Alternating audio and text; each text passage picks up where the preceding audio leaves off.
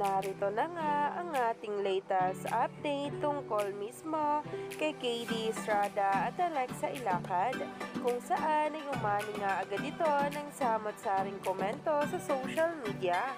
Ang panonood nga nila sa Peta Walang Aray ay talaga nga namang dinumog na maraming ang sweethearts, at narito nga ang mga litrato.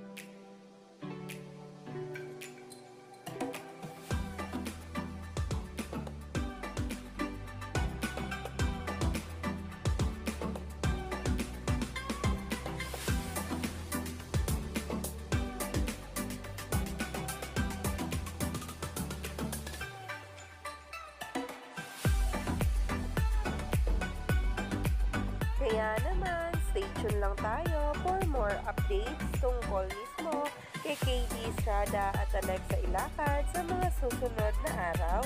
Dahil grabe nga talaga ang mga paayuda sa atin, sunod-sunod na nga.